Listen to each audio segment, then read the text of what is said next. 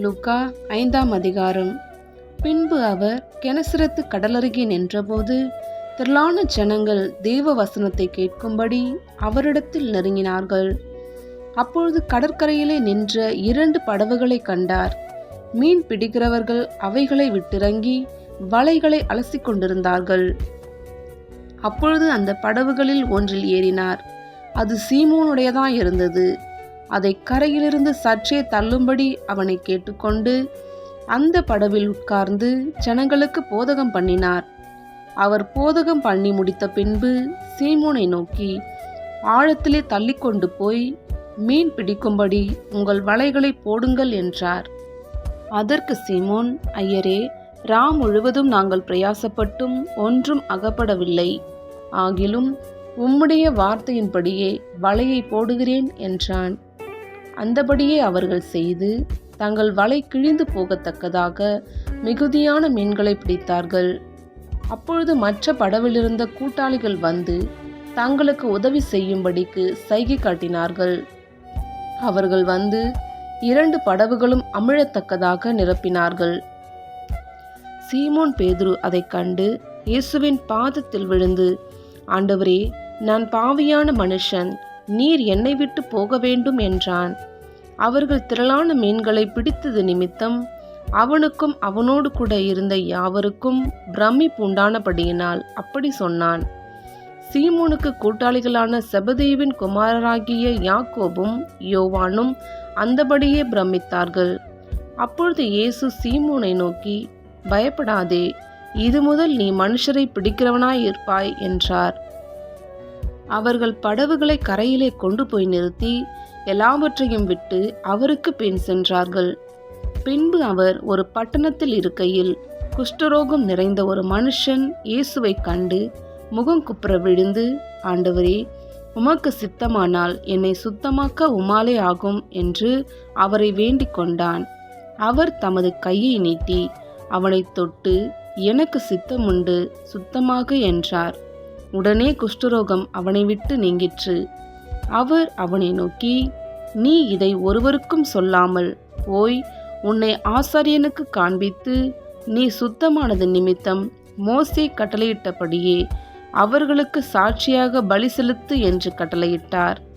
அப்படியிருந்தும் அவருடைய கீர்த்தி அதிகமாக பரம்பிற்று. திரளான ஜனங்கள் அவருடைய உபதேசத்தை கேட்பதற்கும் அவராலே தங்கள் பிணிகள் நீங்கி சௌக்கியமடைவதற்கும் கூடி வந்தார்கள். அவரோ வனாந்தரத்தில் தனித்து போய் ஜெபம் பண்ணி கொண்டிருந்தார். பின்பு ஒரு நாள் அவர் உபதேசித்துக் கொண்டிருக்கிற போது கலிலேயா யூதேயா நாட்டிலுள்ள சகல கிராமங்களிலும் எருசலேம் நகரத்திலும் இருந்து வந்த பரிசேயரும் நியாய சாஸ்திரிகளும் உட்கார்ந்திருந்தார்கள். அப்பொழுது பிணியாளிகளை குணமாக்கத்தக்கதாக கர்த்தருடைய வல்லமை விளங்கிற்று. அப்பொழுது சில மனுஷர் திமிர்வாதக்காரன் ஒருவனை படுக்கையோடு எடுத்துக்கொண்டு வந்து அவனை உள்ளே கொண்டு போகவும் அவர் முன்பாக வைக்கவும் வகை தேடினார்கள்.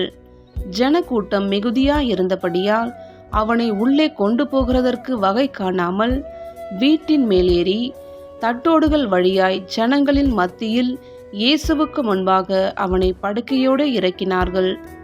அவர்களுடைய விசுவாசத்தை அவர் கண்டு திமிர்வாதக்காரனை நோக்கி, மனுஷனே, உன் பாவங்கள் உனக்கு மன்னிக்கப்பட்டது என்றார். அப்பொழுது வேத பாரகரும் பரிசேயரும் யோசனை பண்ணி, தேவதூஷணம் சொல்லுகிற இவன் யார்? தேவன் ஒருவரேயன்றி பாவங்களை மன்னிக்கத்தக்கவர் யார் என்றார்கள். இயேசு அவர்கள் சிந்தனைகளை அறிந்து அவர்களை நோக்கி, உங்கள் இருதயங்களில் நீங்கள் சிந்திக்கிறது என்ன? உன் பாவங்கள் உனக்கு மன்னிக்கப்பட்டது என்று சொல்வதோ, எழுந்து நடவென்று சொல்வதோ எது எளிது? பூமியிலே பாவங்களை மன்னிக்க மனுஷகுமாரனுக்கு அதிகாரம் உண்டென்பதை நீங்கள் அறிய வேண்டுமென்று சொல்லி திமிர்வாதக்காரனை நோக்கி, நீ எழுந்து உன் படுக்கை எடுத்துக்கொண்டு உன் வீட்டுக்கு போ என்று உனக்கு சொல்லுகிறேன் என்றார். உடனே அவன் அவர்களுக்கு முன்பாக எழுந்து தன் படுக்கை எடுத்துக்கொண்டு தேவனை மகிமைப்படுத்தி தன் வீட்டுக்கு போனான். அதனாலே எல்லாரும் ஆச்சரியப்பட்டு தேவனை மகிமைப்படுத்தினார்கள். அல்லாமலும் அவர்கள் பயம் நிறைந்தவர்களாக்கி அதிசயமான காரியங்களை இன்று கண்டோம் என்றார்கள். இவைகளுக்கு பின்பு அவர் புறப்பட்டு ஆயத்துறையில் உட்கார்ந்திருந்த லேவி என்னும் பெயருடைய ஒரு ஆயக்காரனை கண்டு, எனக்கு பின் சென்று வா என்றார். அவன் எல்லாவற்றையும் விட்டு எழுந்து அவருக்கு பின் சென்றான். அந்த லேவி என்பவன் தன் வீட்டிலே அவருக்கு பெரிய விருந்து பண்ணினான். அநேக ஆயக்காரரும் மற்றவர்களும் அவர்களோடே கூட பந்தி இருந்தார்கள். வேத பாரகரும் பரிசேயரும் அவருடைய சீஷருக்கு விரோதமாக முறுமுறுத்து, நீங்கள் ஆயக்காரரோடும் பாவிகளோடும் போஜனம் பானம் பண்ணுகிறது என்னவென்று கேட்டார்கள். இயேசு அவர்களுக்கு பிரதியுத்தரமாக, பிணியாளிகளுக்கு வைத்தியம் வேண்டியதே அல்லாமல் சுகமுள்ளவர்களுக்கு வேண்டியதில்லை. நீதிமான்களை அல்ல, பாவிகளையே மனம் திரும்புகிறதற்கு அழைக்க வந்தேன் என்றார். பின்பு அவர்கள் அவரை நோக்கி, யோவானுடைய சீஷர் அநேகந்தரம் உபவாசித்து ஜெபம் பண்ணி கொண்டு வருகிறார்கள். பரிசேயருடைய சீஷரும் அப்படியே செய்கிறார்கள். உம்முடைய சீஷர் போஜனபானம் பண்ணுகிறார்களே, அது எப்படி என்று கேட்டார்கள். அதற்கு அவர், மணவாளன் தங்களோடு இருக்கையில் மணவாளனுடைய தோழர்களை நீங்கள் உபவாசிக்க செய்யக்கூடுமா? மணவாளன் அவர்களை விட்டு எடுபடும் நாட்கள் வரும், அந்த நாட்களிலே உபவாசிப்பார்கள் என்றார். அவர்களுக்கு ஒரு ஓமையையும் சொன்னார். ஒருவனும் புதிய வஸ்திரத் துண்டை பழைய வஸ்திரத்தின் மேல் போட்டு இணைக்க மாட்டான். இணைத்தால் புதியது பழையதை கிழிக்கும். புதிய வஸ்திரத்துண்டு பழைய வஸ்திரத்துக்கு ஒவ்வாது. ஒருவனும் புது திராட்சரசத்தை பழத்துருத்திகளில் வார்த்து வைக்க மாட்டான். வார்த்து வைத்தால் புது ரசம் துருத்திகளை கிழித்து போடும். ரசமும் சிந்திப்போம், துருத்திகளும் கெட்டுப்போம். புது ரசத்தை புது துருத்திகளில் வார்த்து வைக்க வேண்டும். அப்பொழுது இரண்டும் பத்திரப்பட்டிருக்கும். அன்றியும் ஒருவனும் பழைய ரசத்தை குடித்தவுடனே புது ரசத்தை விரும்ப மாட்டான். பழைய ரசமே நல்லதென்று சொல்லுவான் என்றார்.